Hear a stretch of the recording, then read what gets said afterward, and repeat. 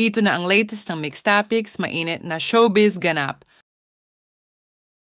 Catherine Bernardo, pinaghandaan ng mabuti ang kanyang contract signing ngayong araw. Catherine Bernardo very humbled to be forever kapamilya. Mga fans ni Catherine Bernardo matyagang naghintay makita lang ang kanilang iniidolo. Nag-live nga po ang kapamilya para sa contract renewal ni Miss Catherine Bernardo. Sa wakas at nag-umpisa na nga ang contract signing, Miss Catherine Bernardo, ang kapamilya ay naghandaan ng video for Catherine kung paano siya nag-umpisa sa kapamilya at ngayon Catherine Bernardo is celebrating her 20 years in the showbiz industry.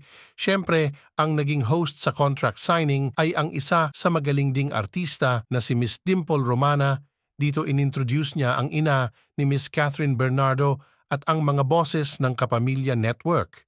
Bago lumabas si Miss Catherine sa stage ay isa-isa niyang tinignan ang mga photos, ang memory lane na naging journey niya throughout the years kung saan siya nag-umpisa, mga nakasama niya sa showbiz at mga projects na nagawa niya sa Kapamilya Network. Sabi nga ni Miss Dimples, napakaganda daw ni Miss Catherine at iba ang glow niya.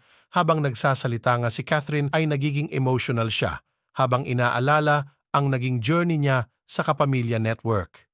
Tinawag nga ni Miss Dimple Romana na momentous ang moment na ito para kay Catherine Bernardo at para na rin sa mga fans na laging nakasuporta kay Miss Catherine throughout the years.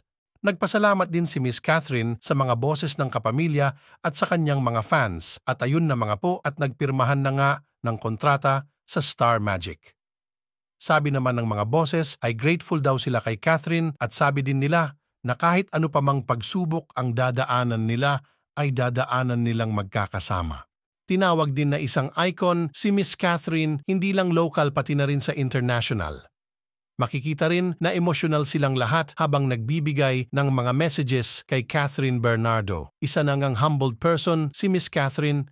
Imagine 20 years sa industry pero still and stay humble and down-to-earth person. Hindi lang daw bosses or workmates ang turingan nila sa isa't isa kundi isang pamilya at masaya sila sa natatamasa si Catherine ngayon. Kaya naman super emotional talaga ang mga bosses, si Mommy Min at Catherine Bernardo. Tinawag din si Catherine na superstar at inspiration ng nakakarami.